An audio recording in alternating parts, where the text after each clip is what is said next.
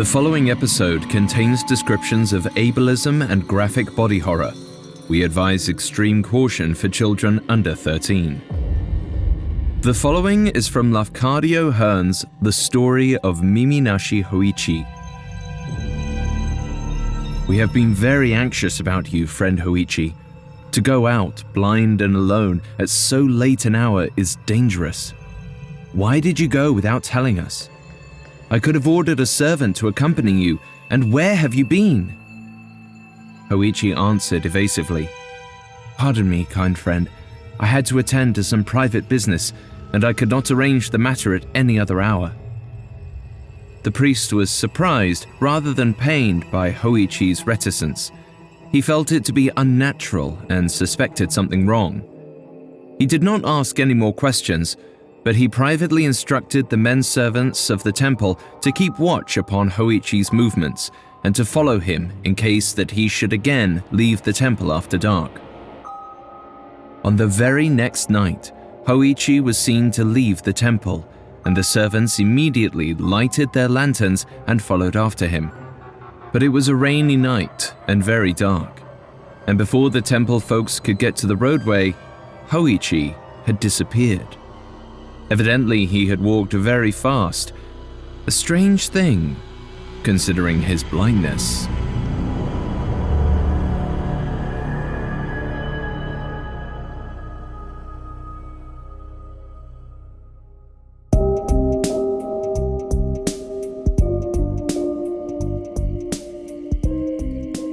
Hi everyone, I'm Alistair Murden, and this is Haunted Places Ghost Stories, a Spotify original from Parcast. Ghost stories have arisen from every century and every corner of the world, from the streets of Victorian Whitechapel to the swamps of Bangladesh. Whether seated around the campfire or curled up with a pair of headphones, we return to them time and again to feel our skin crawl and our hearts race. Each week, Ghost Stories reimagines chilling paranormal tales from history's most sinister storytellers, told like you've never heard them before. You can find episodes of Ghost Stories and all other Spotify originals from Parcast for free on Spotify or wherever you listen to podcasts. Today's story comes from a Japanese folktale that found a new audience in the hands of Greek-Irish writer Lafcadio Hearn. His book, Kaidon, Stories and Studies of Strange Things, includes 17 supernatural legends collected from Japanese storytellers. They are unearthly, chilling tales, ones that have inspired centuries of nightmares.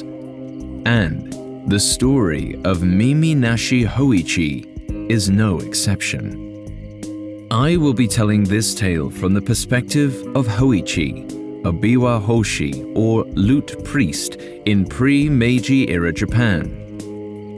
The biwa hoshi were both supernatural healers and traveling performers who blended Buddhist and Shinto beliefs through storytelling and music, but they were most prominently known for their dramatic retellings of the Heiki Monogatari. The Heiki Monogatari, or the Tale of the Heiki, is an epic poem that narrated the bloody fall of the Heiki clan at the hands of the Minamoto clan, ending in the death of 6-year-old Emperor Antoku Tenno. It was said that the Minamotos sought out and killed every man or boy with Heiki blood. This led to legends that any misfortune was caused by restless Heiki spirits. Biwa Hoshi, like our hero Hoichi, were believed to have a unique ability to tame these spirits due to their knowledge of Heiki history. But sometimes, even a song can't save you. Coming up, a mysterious samurai calls upon Hoichi.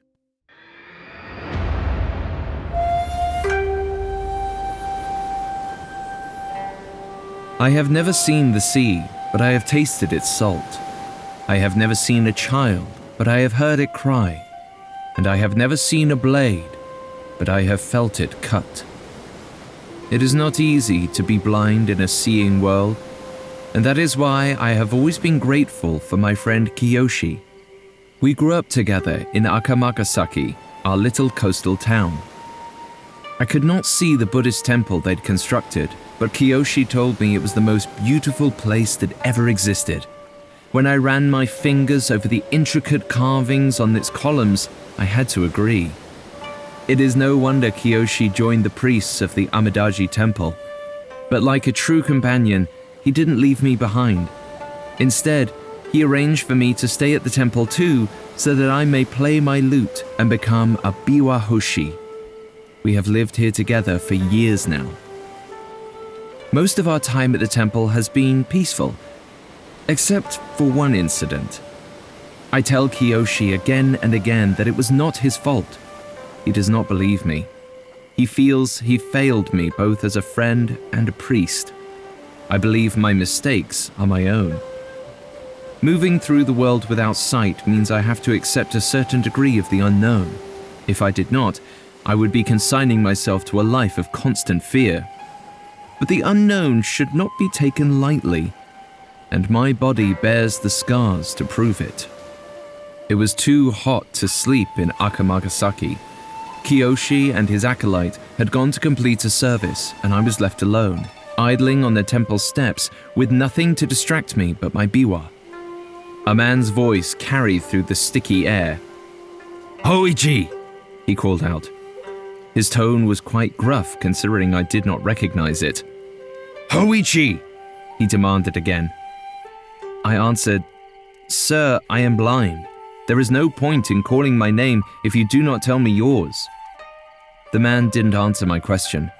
Instead, he said, "My lord, a person of exceedingly high rank desires to hear you perform. Take your biwa and come with me at once." His formal language and the soft clink of armor told me he was a samurai. His lord was a daimyo at the very least, and to disobey him would not be wise. I put on my sandals and slung my biwa on my back, then followed the samurai through the streets. Under normal circumstances, I would know that it took 200 steps to travel from the shrine to the marketplace. But I could not count and follow the strange sound of the samurai's armor at the same time. I smelled azaleas, which meant we were still within the borders of the shopping district, but otherwise, I couldn't be sure where we were. When we passed beneath a massive gate, I lost all sense of direction. The ground beneath my feet was muddy, and soon I lost the ability to hear the samurai's footsteps. I had to strain my ears to hear the tinny shift of his armor. Then, it stopped. Believing we had reached the entrance of our destination, I removed my sandals and stepped into a vast space. I heard what sounded like the rustling of leaves, but the echoing hum of voices betrayed the nature of my surroundings. I was not in a woodland or a park. I had mistaken the swish of silk for the wind in the trees and the soft whispers of high-born women for the buzzing of bees. I stepped forward tentatively. My foot struck a kneeling cushion, and I sat upon it. A stately woman's voice cut above the crowd. She was surely the Roho, the matron of the daimyo's noble apartments. As she spoke, the whispers suddenly faded. "It is now required that the history of the Heiki be recited to the accompaniment of the biwa." The full recital of the Heiki monogatari would take many nights, so I bowed before I asked, "What portion is desired?" She answered without hesitation, "Recite the story of the battle at Dan-no-Ura and allow us to feel its sorrow." I bowed again and began. I plucked the strings quickly to evoke the straining of oars and the hissing of arrows. I tapped the body of my instrument ever so slightly to conjure the crash of steel and trampling of men. The audience was rapt, so still that I wondered if any of them breathed at all. But they let out great cries as I reached the climax of the tale, when the grandmother of the tragic child emperor carries him to the bow of the ship, knowing their country is lost. They could barely contain themselves as I proclaimed. Ninoama held him tightly in her arms and whispered softly, "In the depths of the ocean, we have a capital." Then she sank with him at last beneath the waves. My new patrons were beside themselves. I never heard such screams, such anguish. I was at the heart of a typhoon of my own making, and I too was swept away. It was as though I could hear Emperor Antoku's last gasping breaths near the ocean's surface. My voice cracked, but I persisted. Tears streamed down my face as the little emperor was swallowed by waves. After my performance, I coughed politely, waiting for someone to speak. Finally, the Rojo broke the silence. "We will see you again tomorrow." I bowed in acknowledgement, knowing there was no choice. She continued, "You shall speak to no one of your visits here." Now, that was slightly strange, but it was not my place to question a Rojo or her daimyo's demands. I bowed my head in agreement, and the samurai led me out. Relief washed over me as we traveled through the night and the sounds and smells became familiar. Finally, I knew where I was headed. I slipped off my sandals before I entered the temple, and the warm scent of plums let me know Kiyoshi had returned. I thought he would be happy to see me. Instead, he ran to me and held me tight in his arms. His cheek was damp against my face, and I knew he had been crying. I asked him what was wrong, and his voice shook with worry. He asked me why I'd traveled alone and where I'd gone. I wanted to tell him about the samurai and ease his concerns, but instead I evaded his question and set off for bed. It hurt to lie to Kiyoshi, but the Rojo's wrath would hurt more. The samurai came at the same time the next night. I noted that the tone of his voice was more polite than it had been the night before. But though his manners had improved, his speed had not. I found myself careening around corners after him as if we were chased. I was ready to demand an explanation when I sensed us pass beneath the great gate again. Even the Rojo's voice was rushed as she bid me to begin. "Quickly, Hoichi, tell us of what happened next, after the Emperor's death." I was puzzled at this, as it sounded like she didn't know the rest of the story. Everyone knew the story. The massacre of the Heiki clan was why the crab ghosts rose from the sea. It was why the typhoons swirled and earth shook. This was why we recited the Heiki Monogatari, to honor and remember. But it was not my right to inquire, so I kneeled on the cushion and began to play. As I plucked the biwa's strings, the soft whispers of the noble ladies changed. They sounded too quick to be human. I tried my best to focus on my playing, sweat forming on my brow. But then, my fingers slipped on the strings. Suddenly, I was pulled from my cushion with rough hands. "What is the meaning of this?" I cried. "I have been asked to play in front of this assembly, and I will do as ordered." This was answered with shouts and grumbling, which certainly wasn't behavior befitting servants of the daimyo. But then I recognized the puzzled voice of Kiyoshi's acolyte, Iwao. "There is no one here, Hoichi-san. You are in the cemetery of the Amidaji Temple, before the great tomb of the child emperor Antoku Tenno." I was confused. Suddenly, the moisture that clung to my skin was not sweat, but cold rain, and the rustling silk of the noble ladies' kimonos was only the blowing of the maple tree. I thought I had been led to a daimyo's palace, but it seems I had never ventured far from the Amidaji Temple at all. I had performed my entire song in a cemetery for an audience of the dead. Up next, Hoichi fights to escape a ghostly trap. Parcasters, if you're fascinated by the mysterious and manipulative side of true crime, you'll love the stories told in the Spotify original from Parcast, Cults. Every Tuesday, step inside the minds of those who led and followed the most controversial, radical, and sometimes deadly organizations in history. Go beyond the headlines and discover the foundation behind notorious cults like Jim Jones and People's Temple, the Rajneesh movement, Nexium, and more. Each episode of Cults is full of illuminating details of their improbable origins and sinister intentions. Doomsday predictions, religious beliefs, extraterrestrial orders. Find out what really happens inside a cult. Follow the podcast series Cults free on Spotify or wherever you get your podcasts. New episodes air weekly every Tuesday.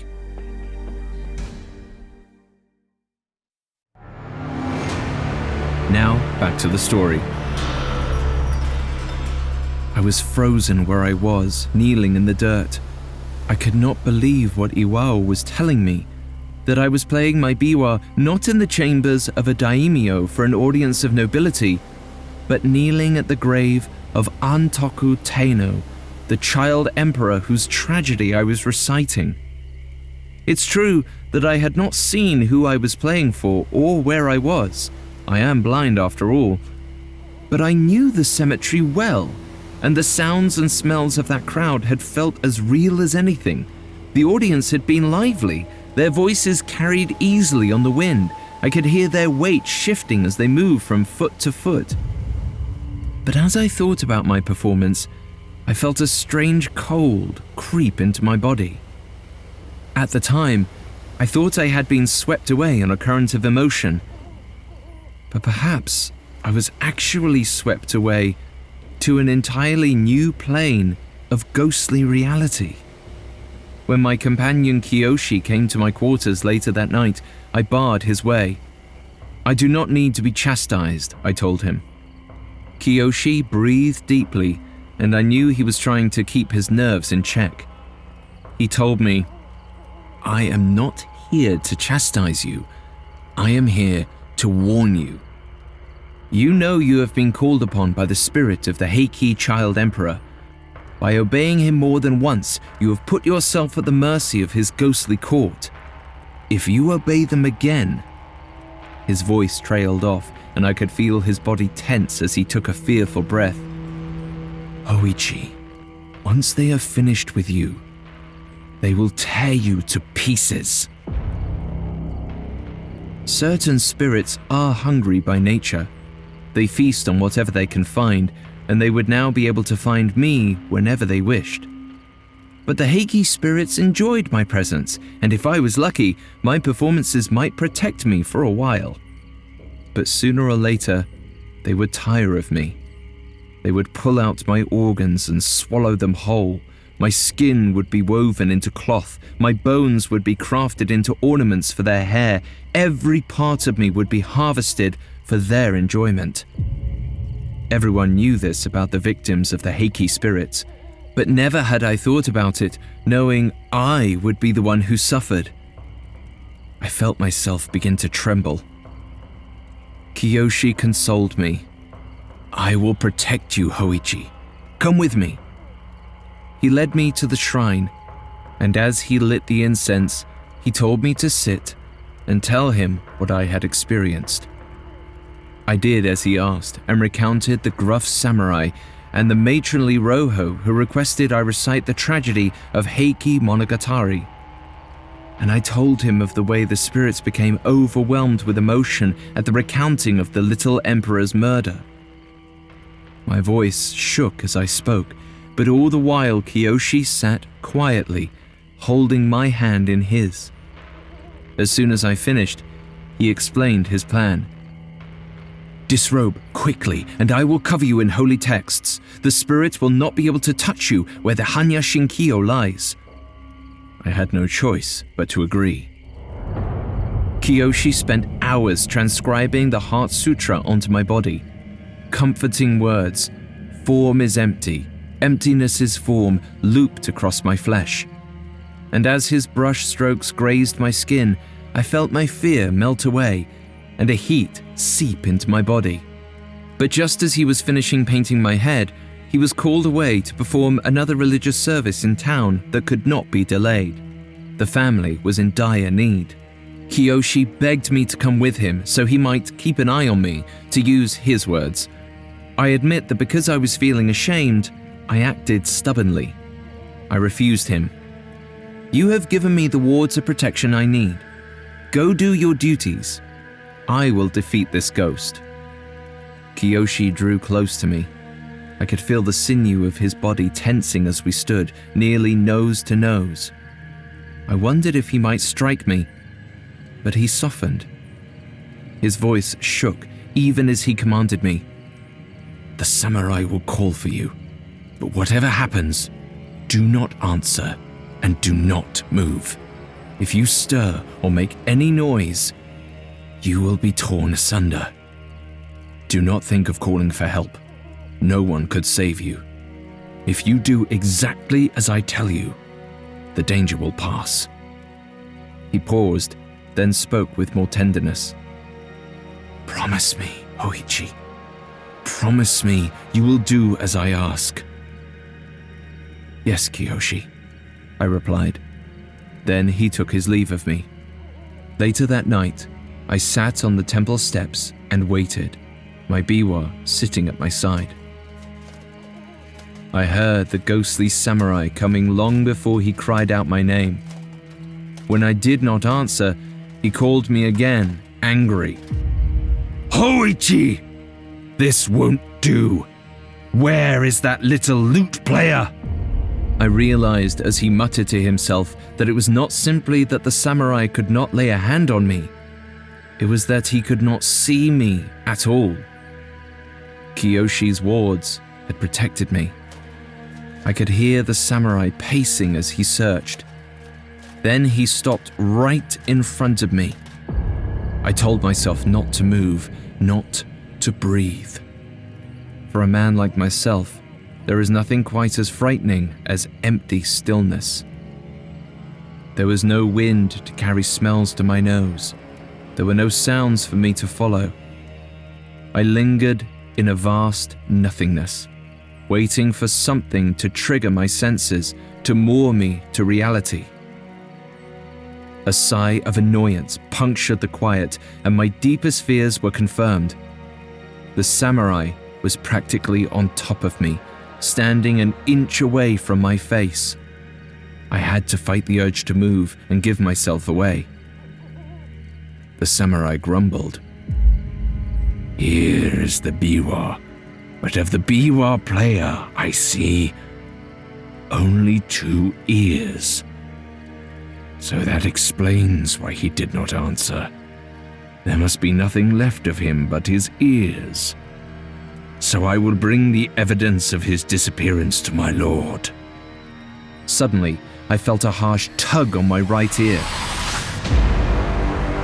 Before I could react, I heard a slice and felt a warm liquid spill from the side of my head.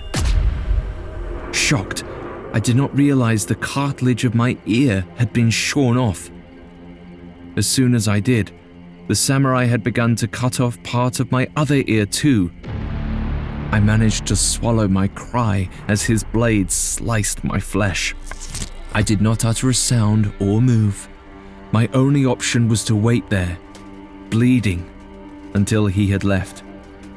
I told myself I'd then walk the 8 steps to the gatekeeper's room, and he would call for help. I just needed an opportunity to sneak away. I did not move, stifling my whimpers until I heard the clink and slide of the samurai's armor fade away to nothingness.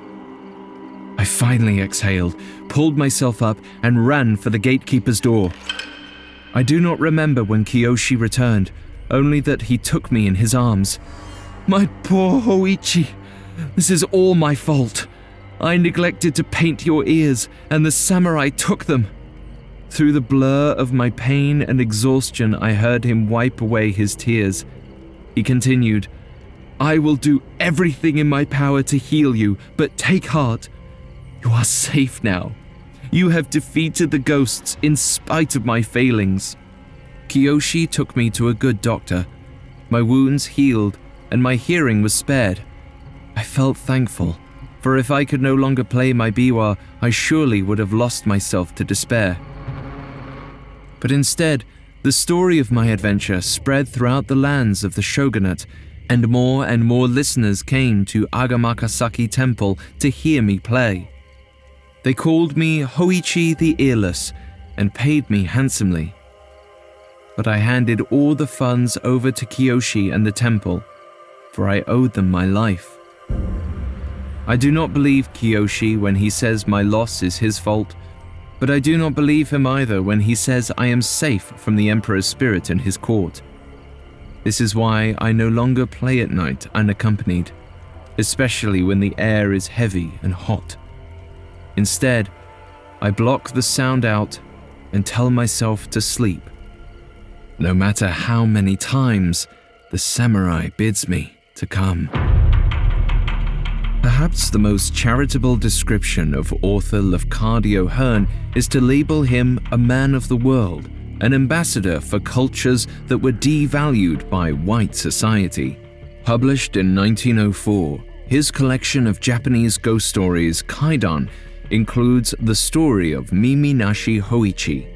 While it's his most well-known work, Hearn published several other collections from different cultures, including the Louisiana Creole. When he moved to Japan, he continued this trend of interpreting non-white cultures for a white audience.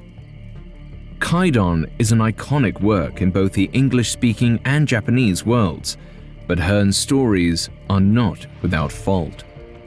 While he disclosed that he transcribed and translated the legends of his books from oral storytellers and historical texts, many of them came from his wife of 14 years, Setsuko Koizumi, who receives no mention or credit in the book. Hoichi the Earless is a high-profile character in Japanese folklore. Like many other biwa hoshi, the poem Hoichi specializes in reciting is the tale of the Heiki, an epic account of the 12th century clash between the Taira and Minamoto clans that would give rise to the era of the shogunate. It's often described as Japan's Iliad, so the story of Hoichi could potentially be compared to Homer being tricked into reciting his tale to Achilles himself. But the motif of his disability is complicated.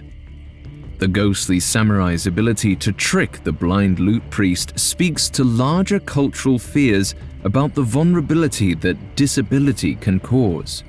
But Hoichi's blindness is not merely a device in a cautionary tale. In Japanese culture, blindness is actually tied to sensitivity to the supernatural.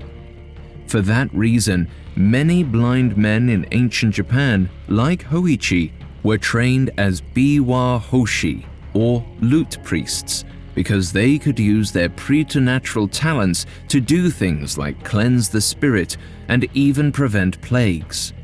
But more importantly, they were keepers of history, like that of the Heiki Monogatari. The reason Hoichi has to be blind in order for the tale to work is that otherwise he would have immediately recognized a historic ghost like the child emperor Antoku Tenno. However, the only reason Hoichi survives his first encounter with the ghosts is because he knew enough of their story to retell it. Which begs the question, how well do you know your history?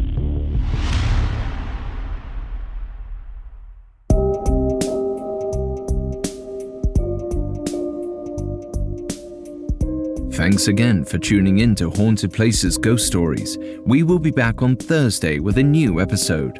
You can find more episodes of Ghost Stories and all other Spotify originals from Parcast for free on Spotify. See you on the other side. Haunted Places Ghost Stories is a Spotify original from Parcast. It is executive produced by Max Cutler, sound designed by Russell Nash, with production assistance by Ron Shapiro, Carly Madden, and Isabella Way. This episode of Haunted Places Ghost Stories was written by Lil DeRitter and Jennifer Richey, with writing assistance by Alex Garland, fact-checking by Bennett Logan, and research by Adriana Gomez and Mickey Taylor. I'm Alistair Murden.